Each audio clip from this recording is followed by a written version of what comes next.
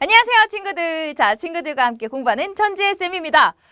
이번에는요, 직육면체에 이어서 정육면체까지 욕심을 내보도록 할게요. 자, 생활에서 볼 수 있는 정육면체가 뭐가 있을까?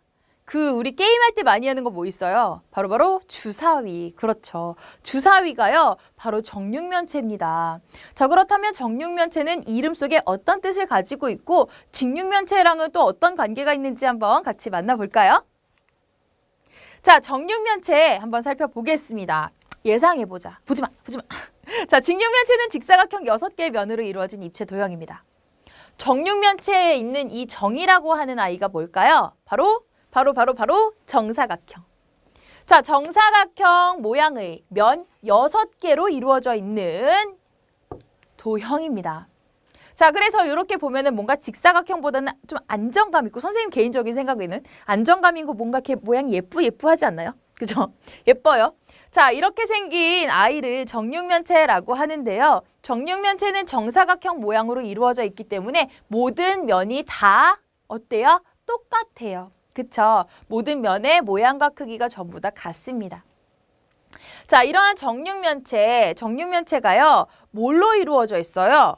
직육면체랑 똑같이 면, 그리고 꼭지점, 그리고 모서리로 이루어져 있습니다. 선생님, 그럼 직육면체랑 정육면체랑 뭔 차이예요? 정육면체는 직육면체라고 할 수 있대네요? 선생님, 그럼 차이 없는 거 아니에요? 자, 정육면체는 왜 직육면체라고 할 수 있을까요? 우리 예전에 만나봤던 사각형의 관계 중에서 정사각형, 직사각형. 자, 이 관계 아마 친구들 알고 있을 겁니다. 정사각형은 직사각형이라고 할 수 있습니다. 근데 직사각형은 정사각형이라고 할 수 없죠.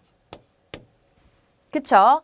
자, 그래서 정사각형으로 이루어진 정육면체는 직사각형으로 이루어진 직육면체라고 할 수 있습니다.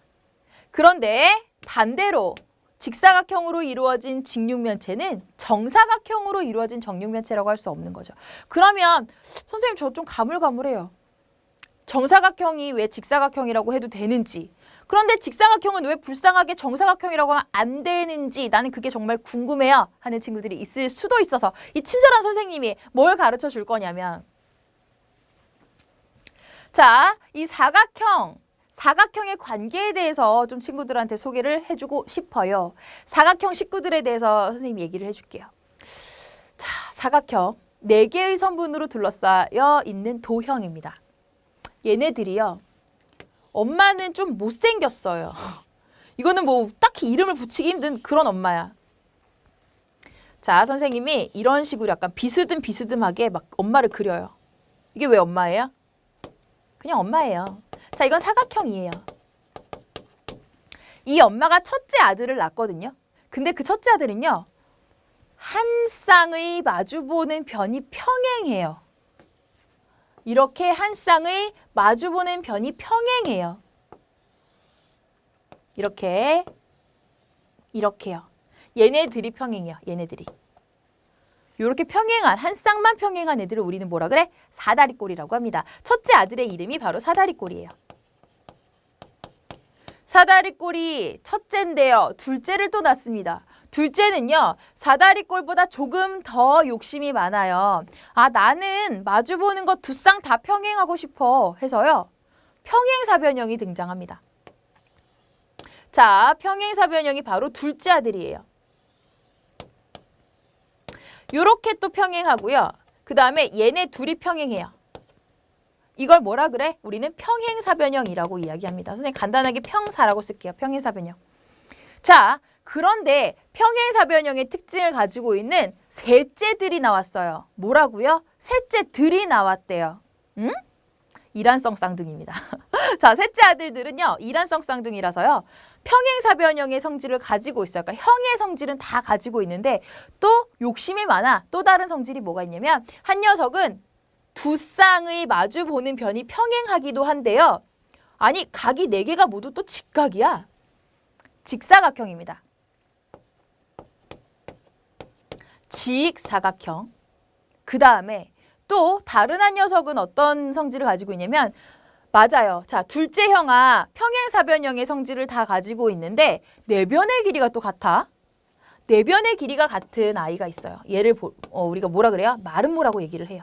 자, 이렇게 변의 길이가 같습니다. 나는 마름모야 라고 얘기를 해요. 아니 그런데 여기서 완전히 욕심꾸러기 막내가 태어나요. 걔가 바로 직사각형 마름모, 그러니까 이란성 쌍둥이 그 셋째 형아들의 성질을 또 다 가지고 있는 마지막 막내 정사각형 나와요. 그래서 요 아이들 되게 조그마죠. 요 아이들의 성질을 다 가지고 있는 얘가 바로 정사각형입니다. 선생님이 왜 지금 엄마, 첫째 아들, 둘째 아들 이렇게 얘기를 했냐면 자, 엄마는 단지 4개의 성분으로 둘러싸여져 있다라는 성질 하나를 가지고 있는데 첫째 아들 점점 욕심이 과해지고 있죠. 자, 성질이 하나씩 늘어납니다. 한 쌍이 평행하고요. 평행사변형은 2쌍이 평행하고요. 그 다음에 이 평행사변형의 성질 플러스 내각의 크기가 같다라고 하면 직사각형, 평행사변형의 성질 플러스 내변의 길이가 같다라고 하면 마름모. 그런데 직사각형처럼 내각의 크기도 같으면서 마름모처럼 내변의 길이도 같은 걸 바로 정사각형이라고 얘기해요. 그래서 얘네들을 겹쳐놓고 그 그림 안에다 정사각형을 그린 겁니다. 그래서요. 이제 어떻게 볼 수 있냐면 정육면체는 직육면체라고 할 수 있습니다. 이 얘기가 정사각형은 직사각형이라고 할 수 있습니다. 라고 하는 이야기와 일맥상통하죠. 정사각형은요. 이미 형아, 아가, 정사각형 막내는요. 이미 형아의 성질을 다 가지고 있어서 형아라고 할 수 있어요. 동생은 형아가 커서 될 수가 있겠죠. 형아라고 이야기할 수 있어요. 하지만 반대로 형을 동생이라고 할 수는 없어요. 직사각형을 동생이라고 할 수 없어요.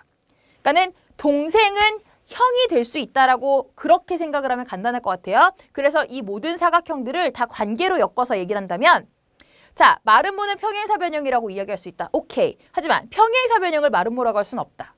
그쵸? 사다리꼴을 평행사변형이라고 할 수 있어요? 형한데 동생 될 수 있어요? 안 돼요. 하지만 평행사변형은 사다리꼴이라고 할 수 있는 거죠. 그래서 이러한 관계를 머릿속에 제대로 갖고 있어야 얘가 왜 그런지 정확하게 이해가 되는 거죠. 그래서 정사각형은 직사각형이라고 이야기할 수 있다라고 하는 관계에 의해서 정육면체는 직육면체라고 이야기할 수 있는 거예요. 오케이? 자, 직육면체는 정육면체라고 할 수 없습니다. 왜요? 직사각형이 정사각형이라고 표현되지 않는 것과 똑같은 내용이죠. 해서 안 바쁘죠? 안 바쁘면 요거 좀 그려두세요. 이거 얼마나 이 황금 같은 사각형의 가족 이야기. 이거 지금 알아두면 정말 거짓말 같지만 중학교 2학년 때 그대로 나와요. 선생님 장담한다. 진짜로. 해서 지금 요 내용 잘 기억을 해두시기 바랍니다. 자, 그렇다면요. 이 직육면체, 정육면체 얘네들 한번 비교를 해보자. 직육면체, 정육면체 면의 수 모두 6면이에요. 6개예요. 면의 모양에서 무슨 차이냐? 직사각형, 정사각형의 차이가 있어요. 그 다음에 모서리 수 12개로 똑같고 꼭지점의 수도 8개로 같습니다. 단지 차이는 뭐예요? 직사각형이냐 정사각형이냐. 하지만 정육면체는 정사각형으로 이루어져 있는데 정사각형이 직사각형이라고 할 수 있기 때문에 어찌됐던 얘네들은 그냥 차이점보다는 포함 관계라고 보시면 돼요. 직육면체 안에 정육면체가 포함되어 있는 거예요. 형아가 아가 안아주는 거랑 똑같아요. 알겠지? 자, 그래서 이렇게 직육면체, 정육면체 비교하는 내용까지 살펴봤어요.